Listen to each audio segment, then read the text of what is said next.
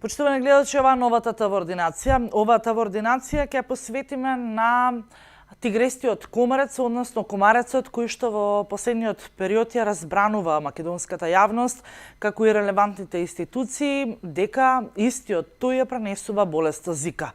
Што велат институциите и како ние се справуваме со овој проблем ќе биде тема на денешната ТВ-ординација. Македонската јавност беше разбранувана по објавите дека Богданци, Дојран и јужниот дел од југоисточниот дел од земјава веќе се појавил тигрестиот комарец и веќе пренесена некаква болест под псевдоним Зика, но дали е тоа сето вистина, што велат институциите, што велат од Агенцијата за храна и ветеринарство, но што велат и од Центарот за јавно здравје. Дали ова заболување е потврдено или се само слични симптоматологии како и обични настинки или можеби грип. Во продолжение предлагам да ја погледнеме целосната пресконференција која што беше одржана во Влада на Република Македонија од страна на епидемиологот Караджовски и од претседателот на Агенцијата за храна и ветеринарство. Одговараат на многу новинарски прашања кои што ја засегаат целокупната македонска јавност. Во продолжение предлагам да ја погледнеме.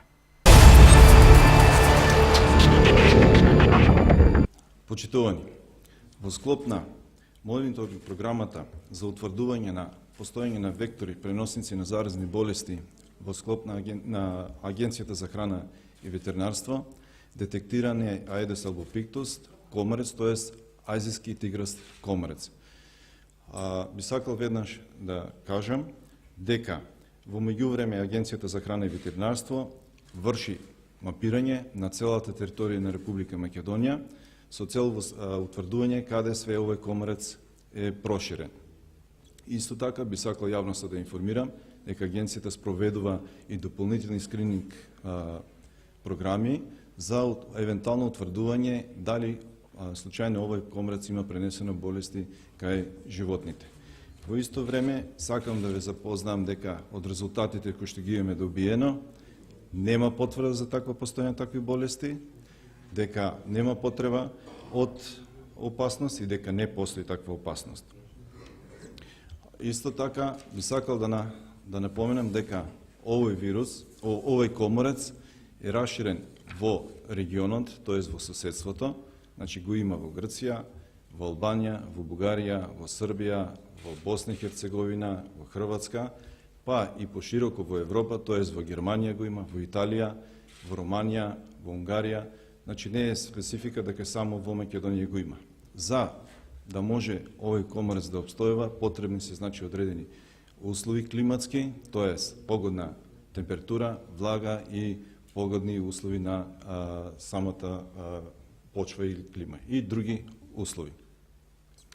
Сакам да напоменам дека е формирана превентивна работна група која сочинуваме јас лично и министерот за здравство Венко Филипче и на секојдневна основна база ги разменуваме информациите кои што се надевам во иднина нема да бидат негативни, тоест и во сега докажано е дека не постојат такви болести во Македонија и ја би овде благодарам би завршил со ова би препуштил на. Благодарам директоре.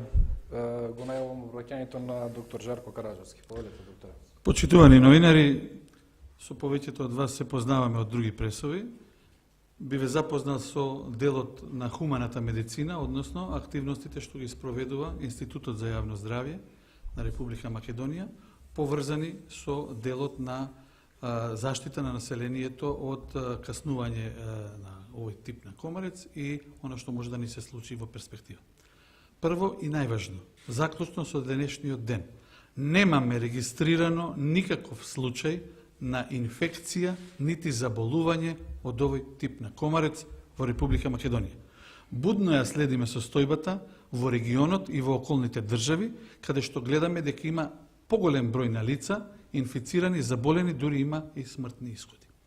Оно што за нас е атрактивно, дека ние се имаме спремано за вакви активности, поврзани со климатските промени. Сето ова ни се случува заради промената на климата во регионот и во цел свет, па затоа во 2012 на 2013 година издадовме една брошура поврзаност на климатските промени со појавата на инфективните заболувања во Република Македонија.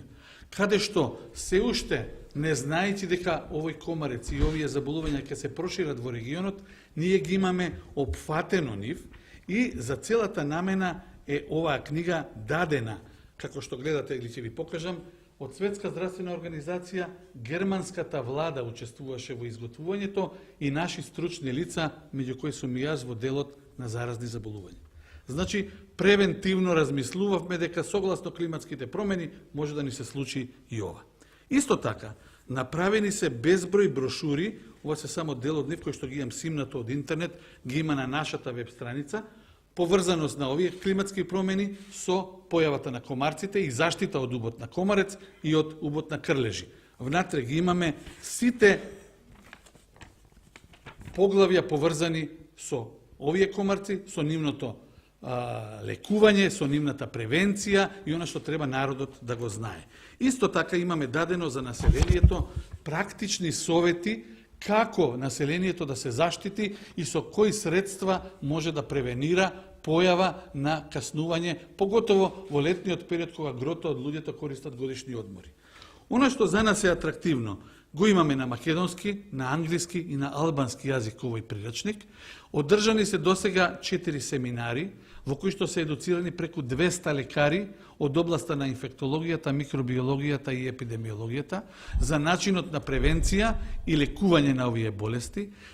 Овој прирачник е изготвен во 2000 примероци, дистрибуиран е на повеќе места низ државата, во сите здравствени установи, а овие флаери ги имаме дадено, освен во здравствени установи, може да ги земете и на iph.mk и на веб страната на Министерството за здравство.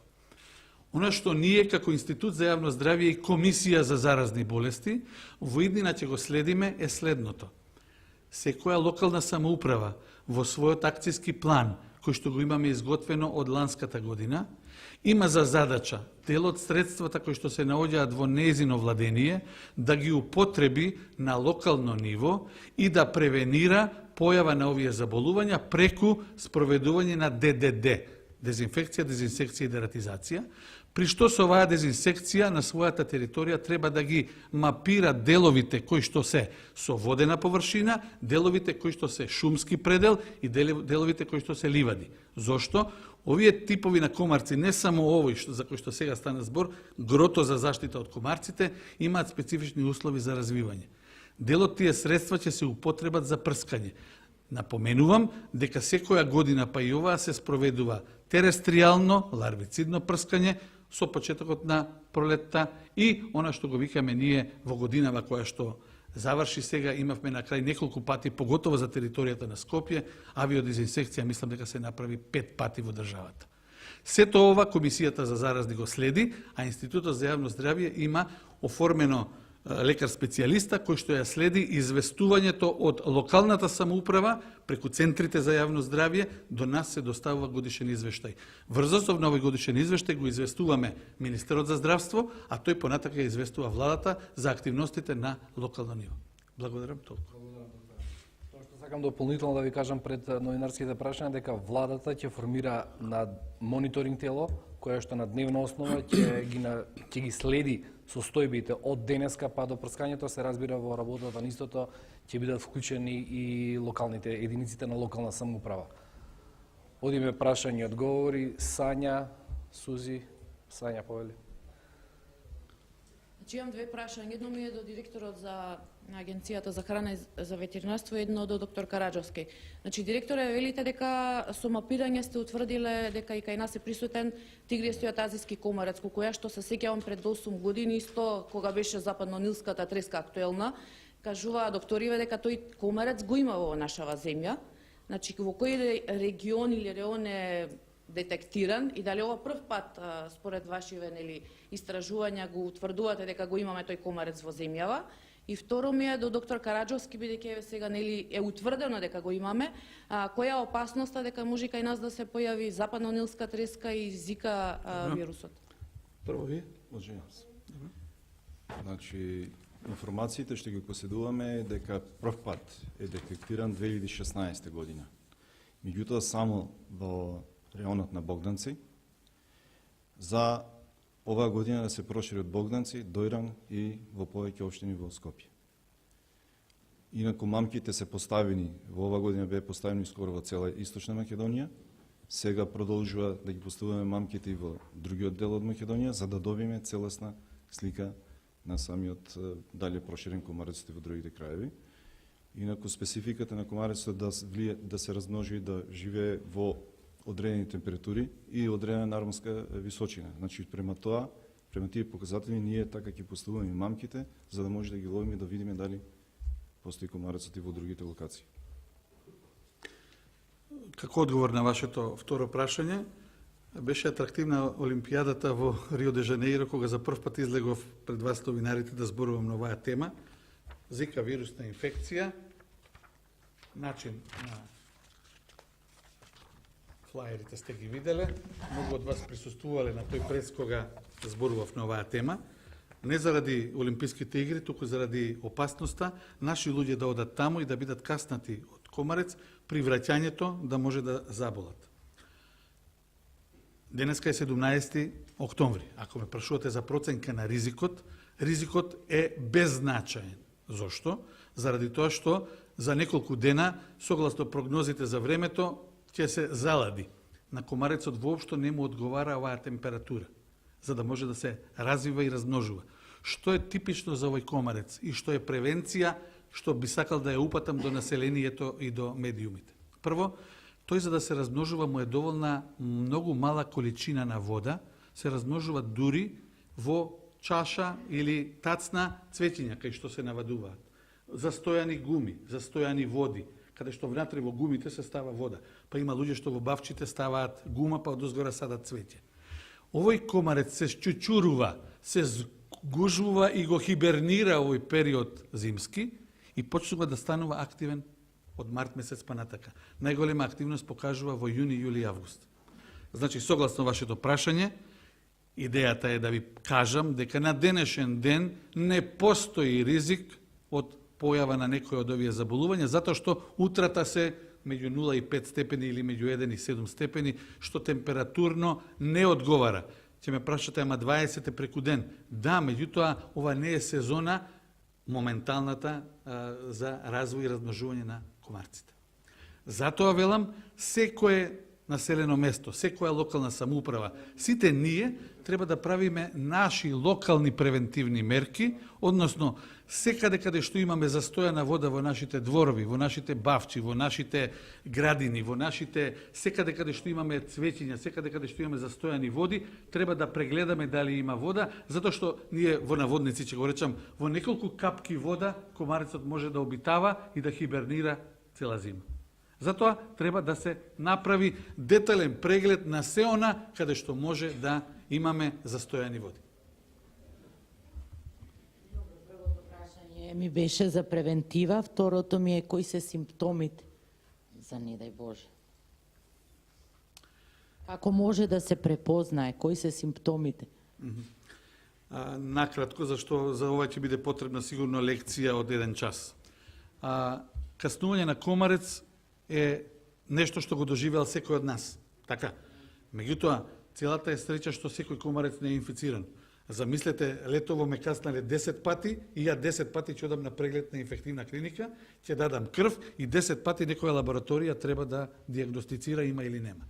Меѓутоа, клиничката слика е многу типична, зависи за кое заболување. Ако ме прашувате за Зика, има една типична клиничка слика.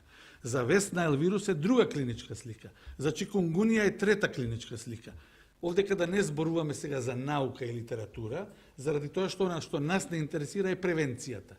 Заштитата е она за што ја алудирам кон вас. Одење во шумски предел, во паркови, во зеленило, треба да не спречи од до година, зашто сега и нема многу комарци. Репелентни мачкање на сите откриени површини. Второ, бела облека за да не може да може да се примети комарецот ако е на вас. Трето, секоја среќа што секој комарец не е инфициран. Инаку лабораторија, мислам дека ќе праша некој, пошто не прашувате, јас ќе ви кажам, во Република Македонија, во делот на хумана медицина, Постои PCR лабораторија во Институтот за јавно здравје и на инфективна клиника, која што се бави со диагностика на серуми од лица за кои што се сомнева согласно клиничката слика дека се работи за заболување. Спремни сме со тестови, диагностикуми, едуциран кадар и лабораторија која што тоа може да го направи во перспектива. Ајде, Ружица, прво не постави, па после постави го ти уште едно.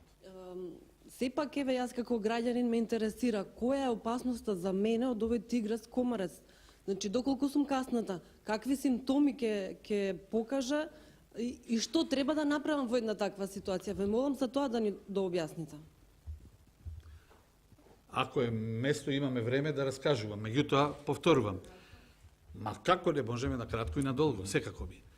Значи, црвенило, оток, бол, слабост, малаксаност, гастроинтестинални тегоби, црвенило на кожата, главоболка, повишена температура, што не мора да значи веднаш дека имате болест, може да имате и било кој од овие симптоми.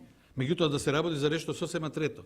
Затоа велам, инфектолог е тој кој што ќе оцени дали се работи за чикунгунија, дали се работи за денга, дали се работи за Вест Найл вирус, дали се работи за Зика. Значи, можам со вас со сати да дискутираме на темите, ама тоа се 4 болести. Едната, другата, третата и четвртата, кои што имаат начелно респираторно гастроинтестинална симптоматологија. Меѓутоа, диагностиката се поставува со вадење на крв, изолирање на серум и диагностика на антитела. Имаме PCR современа диагностика. Не мора да значи дека секој убод на комарец е болест и ајде сега ќе идеме на преглед. Ајде сега ќе вадиме крв. Оптеретување за здравствениот персонал, за државата, за финансиите на државата и за лицата кои што работат диагностика. Значи, бидете прибрани. Ве молам, не е пресод направен за да ве заплашуваме и да ви кажеме во државата дека нешто посебно се случува. Да ве информираме за активностите што се превземаат и што ќе се превземаат согласно следната календарска година, што владата на Република Македонија ќе превземе на ниво на локална самоуправа, а во моментов на денешен ден, ме гледате по кратки ракави сум, не се плашам од комарци, према тоа ризикот за започнување на некаква инфекција и болест е минимална, незначителна, да не мафтам со проценти. Последно прашање, предпоставувам. Директоре, спомнавте дека овој тиграс комарец се проширил во неколку скопски општини. Може да ни кажете колку тоа што се задоцни кај нас во Скопје со праскањето против комарци, па почна во јуни месец, влијаеше за да се прошири тој комарец и кога го правевте мапирањето? Значи, мапирањето е правено во периодот од март месец до сега, до септември месец. Значи, тоа се собираат и мамките, значи адултните примероци, а во Скопје земено од водата испитувања дали има од ларвите и тие се испитувани во лабораториски услови за после да се развијат и да се докаже дека се работи за токму за тој комарец.